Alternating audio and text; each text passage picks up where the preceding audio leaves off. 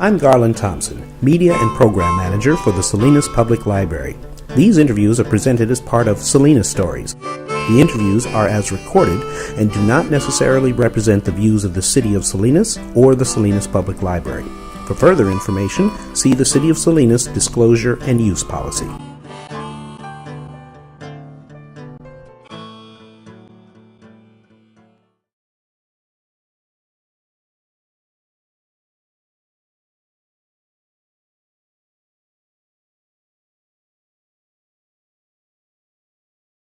And you can tell us who you are.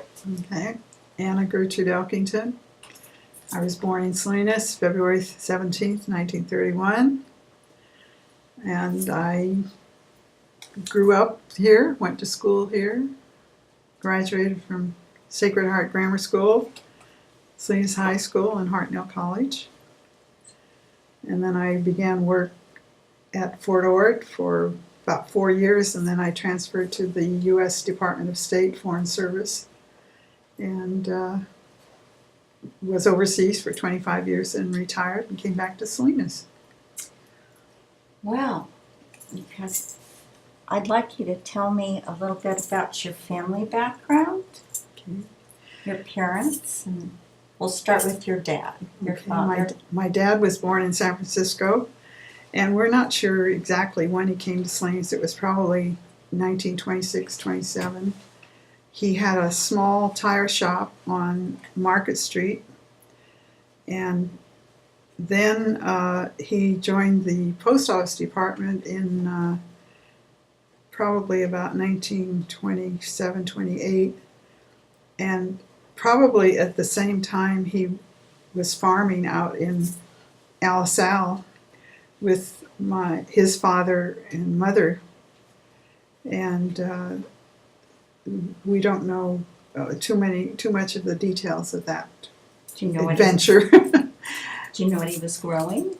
Oh, he tried to grow lettuce, and unfortunately it came out about the size of an orange. And in those days the land out there was not very rich, and they didn't have the fertilizers and all the chemical stuff they use nowadays to grow things. So later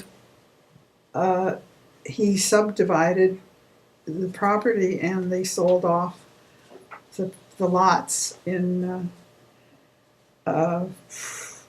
late 20s or probably during the 1930s or even later. I don't remember exactly.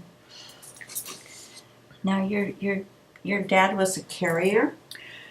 He was a letter carrier and delivered mail mostly along Main Street, Monterey Street, Gavilan Street. And he always told the story in 1926 when they had the lettuce strike, and of course the lettuce sheds were down at the end of Gavilan Street at that time. He got caught in one of the demonstrations and got tear gassed somewhat.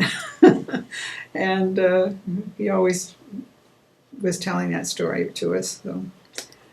But it shows that I guess they still sent the carriers out even though this was 1936. 26 was the strike, the lettuce strike. Yes, they had these great big heavy leather bags, and they would pick up mail, and they have what they call relay points, I think, where they had these mailboxes along the street where I guess somebody in a car would deliver some of the mail, so they didn't have to go back to the post office to pick it up. But also, in those days, he made 2 deliveries a day, to the business section of town, certainly. So these letter carriers these days have it easy with these little carts they drive around town. Well, then your mother had an interesting family background. Mm-hmm. My mother was born and raised in Salinas too, and she went to Sacred Heart. And then, we're not sure of the date, she worked at Loban's Music Store, and then joined the post office probably 1916, 1917, and worked there for 35 years, retired in 1952. Now, she went to work quite young. Yes. My grandfather was a policeman in Salinas, and he was one of 3 policemen at that time, and he died in 1915. So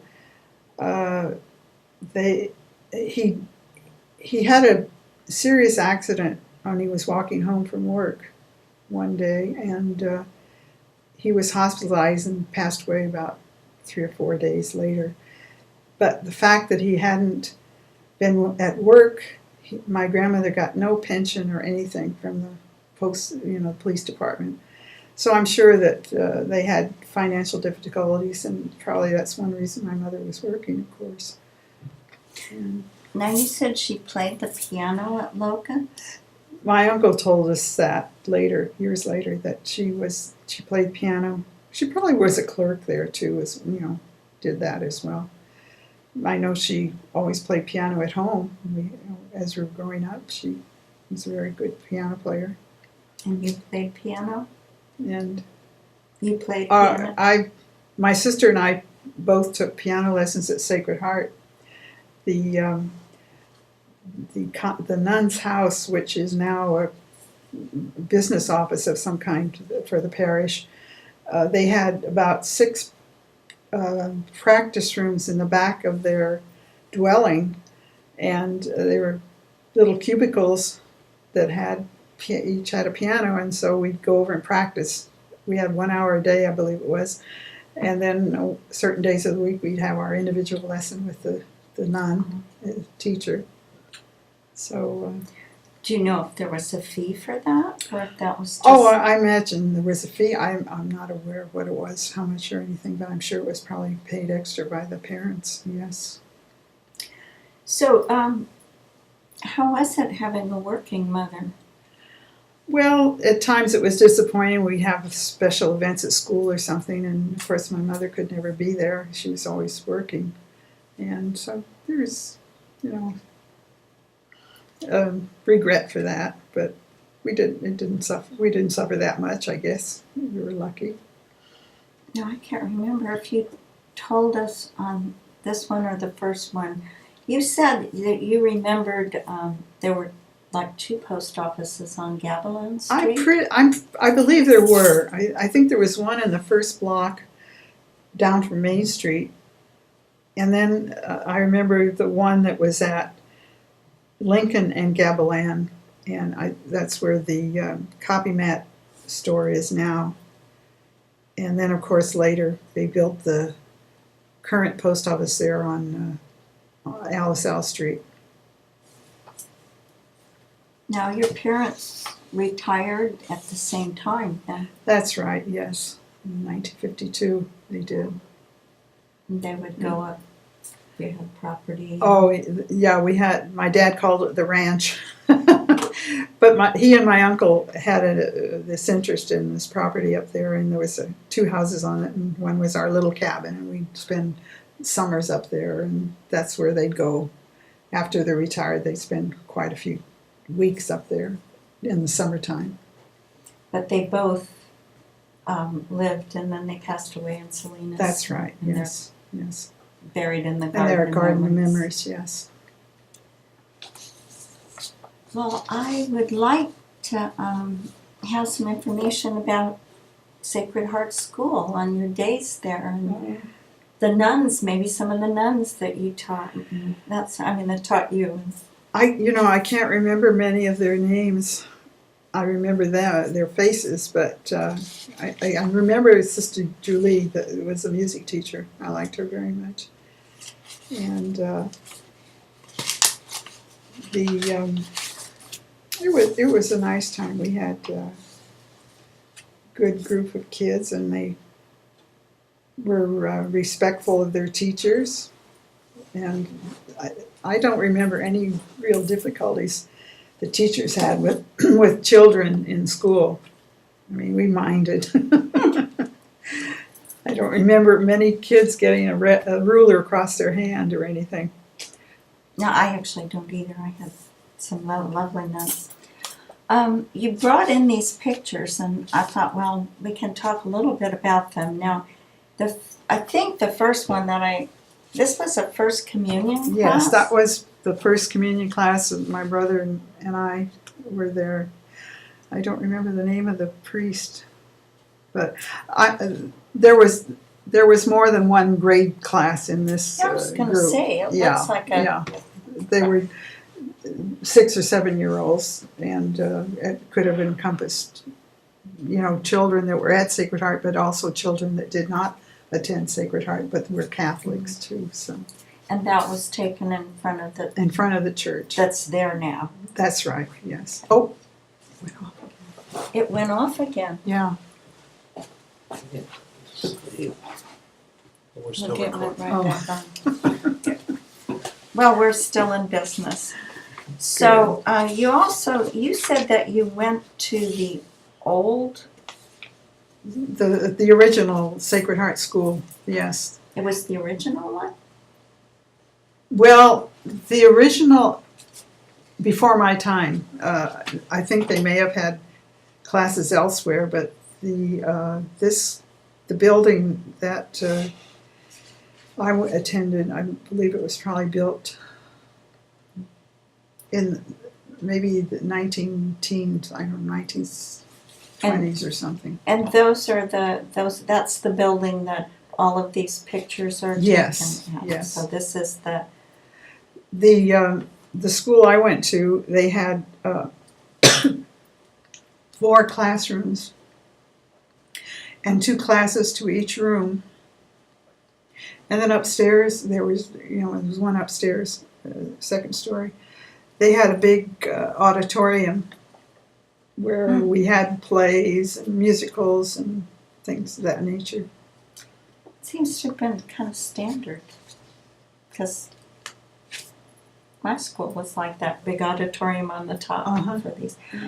It seems like in these pictures that if these were all taken at the school, that there was a lot going on for the children. I think so. I don't remember many of the plays that these pictures were taken from, but there's always something happening, it seemed like. And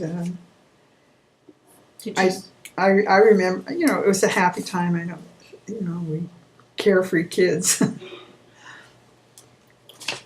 I think there was was this, do you think, a choir? Did you This is a have class. choir? This Was it a one, class? this is a class picture. Yeah, that's my.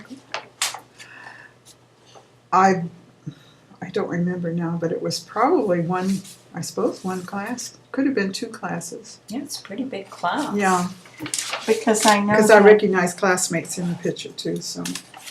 And I think that I'll get their names from you later. Now this is, I didn't ask you about your siblings. Oh, I'm the oldest. My brother is a year younger than me, and my sister's 4 years younger than I am. This was taken at my graduation. My sister was dressed in the outfit for their drum and bugle corps they had. And my brother, I don't know, he was just dressed in the Well, he looks altar boy he was outfit. an altar boy out. I'm not sure why. But, and then in the background is the side of the old school. This is the new school over here on the left. You told me a story about what the nuns told you what they did when the new school was being built. Oh, it was funny because in reading comments that my Uncle Henry Happ made about when he went to school in the same school building I went to, that the teachers drew the curtains because the kids were always looking out at the new building of the church that had been destroyed. And when I went to school, I was over on the other side of the building going to school, and they were building the new school in that area, and the teacher did the same thing because everybody's looking out the window, watching them build the school. Do you remember anything about the education they got there? Oh, I think it was a superb education, and I always felt, my first year in high school, I was sort of reviewing things that I had taken in the 7th and 8th grade at Sacred Heart, I must say. Did you have anything you wanted to say about your graduation? I know Well, we have the picture here. not too complimentary about the choice of what we wore. We had a flashy yellow skirt, accordion type skirt, with a purple sweater. You're kidding. It was horrible. I mean, I don't know if the nuns chose it or who chose it, but it was a terrible combination. I don't think it was school colors. I don't recall that we ever had school colors. Oh my. They would have fit Salinas High School colors. Not a really big class here. 27. We had 9 girls and 18 boys. Oh, that's right. Did you want to talk about your party? Oh, our yeah. great big party. Well, one of my schoolmates' parents had a barbecue for the whole class. And then afterwards we went over to Monterey to the First Theater for one of their shows over there, Oleo and Play. And it was, up until that time, the boys and girls were pretty separate individuals. But later, I mean, after that, You mean at we school? became very friendly, yeah. which the nuns didn't really appreciate, because I guess it disrupted their routine. Or Well, when you were in the class, were the seats separate? Did you have separate sides? Oh yes, we had boys separate. No, I don't remember exactly. I think we were all mixed up. I don't think we had separate sides of the room or anything for boys and girls. Did you have recess together? Oh, well, no, the boys and girls usually played separately. No. Did you have physical education at all at this school? Not as a program, no. But I mean, we played jump rope and volleyball and kickball, and so we got in our exercise, I think. And the boys, of course, played baseball and whatever.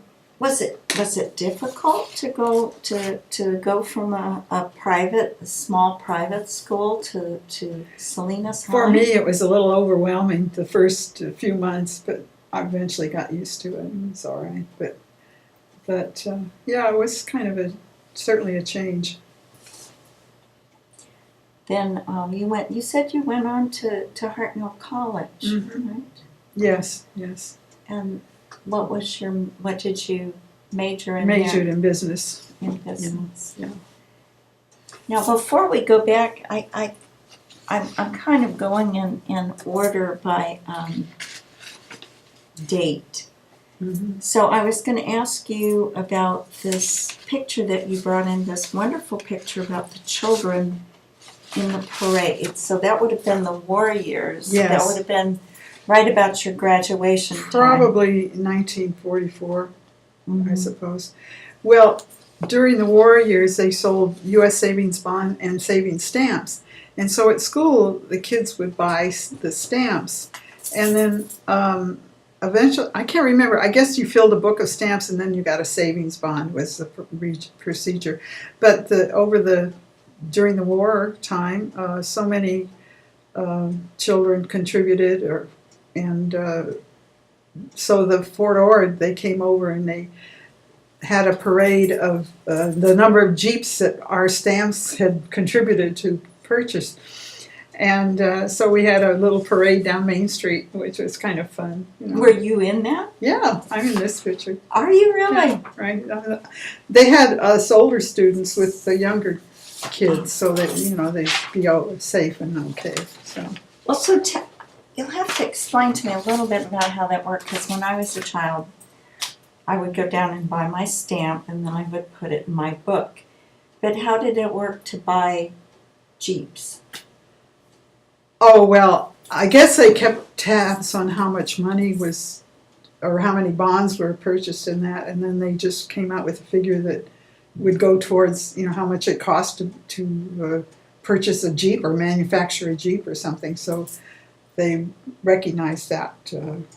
But did you get to keep the bond, or was that bond collected by someone, or? Oh, well,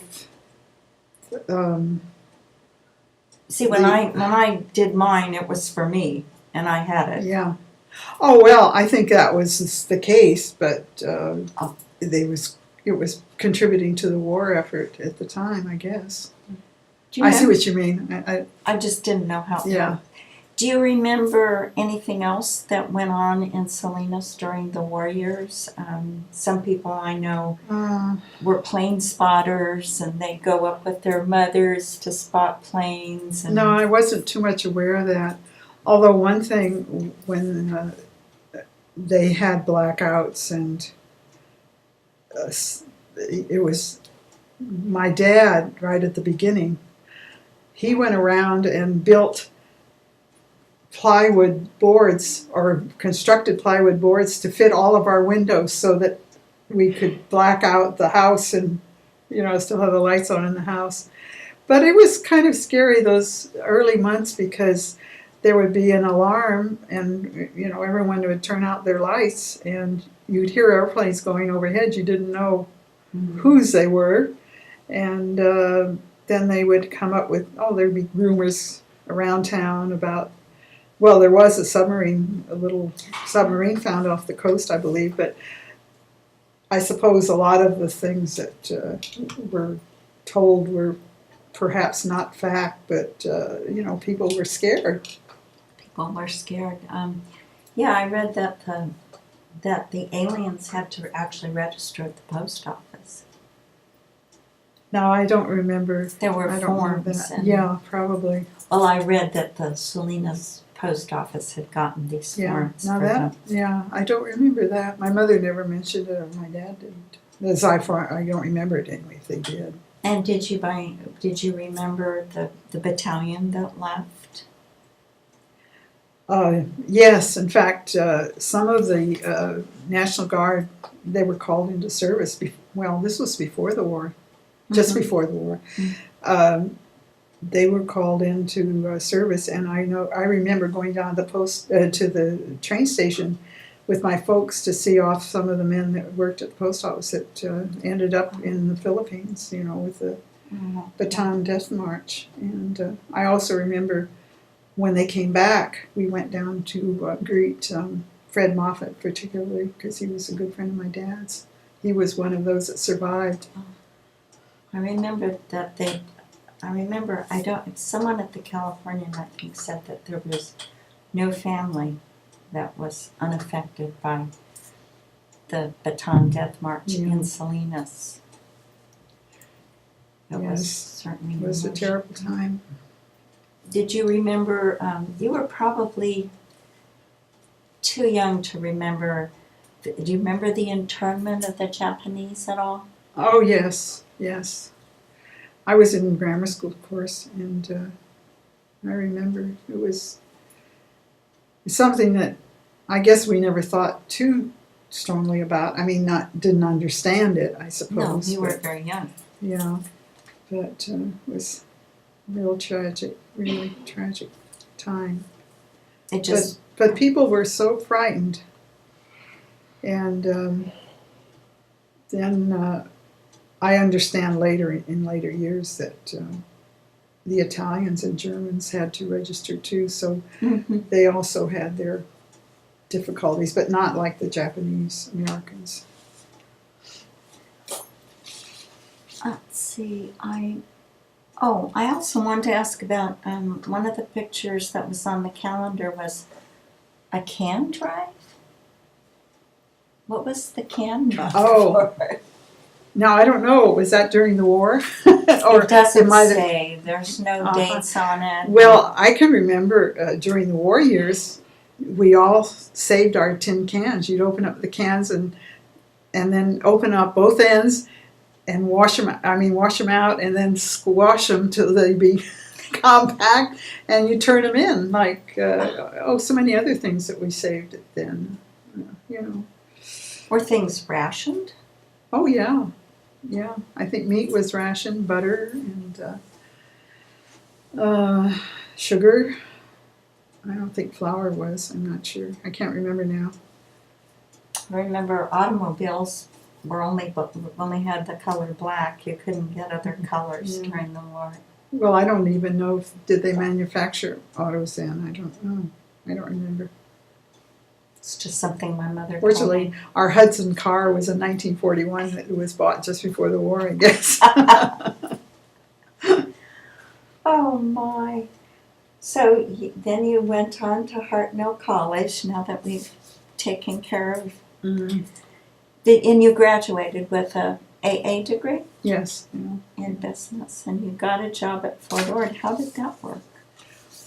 Well, I took the civil service exam and joined. Where did you take the exam? How did you do Uh, it? Did they talk about it at school, or?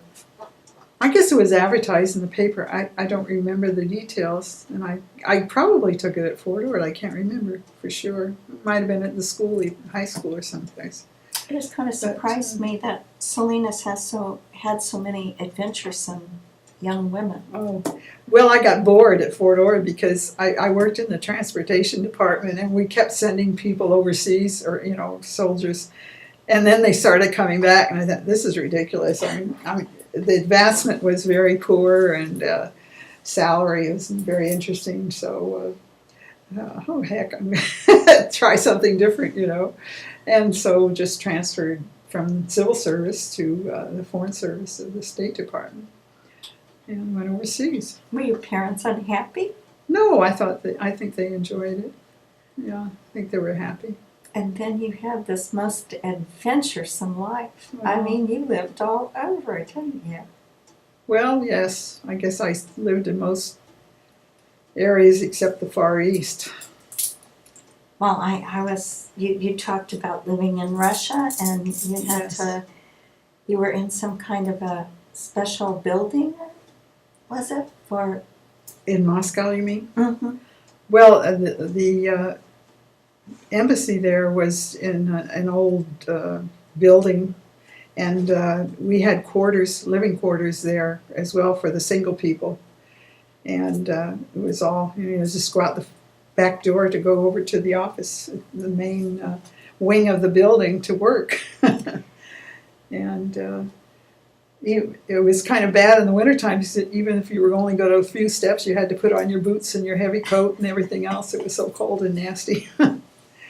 But it was very interesting. Oh, it's a fabulous country. And you got to visit quite a few. You were even in, was it Iran or Iraq? Iraq. Baghdad, yes. I got there 2 months after the coup d'etat, after the king was murdered and the prime minister, and 3 American businessmen were pulled out of the hotel and killed too. It was pretty bad. So that would have been a little frightening. Well, I didn't really know what I was getting into. I was driving back from Chicago with my parents in July. It was July 14th was the revolution, and through that area there was nothing on the radio. And by the time I got home, then I realized that there had been a coup, and I finally called I wrote the State Department to see if I'm still supposed to go there. And so then they telephoned back and said, oh yes, but you can't ship any furniture, which I thought I was supposed to take it the first time around. And, it's off again. Oh, and anyhow, I got there, but it was probably one of the more difficult places I've served. And, I was a little puzzled because you seem to move so often. every 2 years normally I was a secretary. But why would they every 2 years? Just curious. Well, it was sort of just their policy. I suppose if you wanted to go back to a place, they would consider it and perhaps send you back. But normally for the lower echelon employees, they usually switch them around every couple of years. Now, you told me something really lovely about why you came back to Salinas. Oh, You Well- retired, and having lived all over the world, Italy, I don't know if you lived in England, just beautiful places, and you came to Salinas. well, I love the area. It's beautiful. The temperature is wonderful, and I think it's one of the best places in the world, and I just wanted to come home. And I'm so glad you did. you have certainly done a lot for the library. You've volunteered and I've enjoyed it very much. you've transcribed all those tapes, and who knows, maybe you can do this one. And I thank you very much. Oh, it's my pleasure. So I think, well, Okay, is that it? Do you want to do, is that it? yeah, this is gonna be it for this one when you're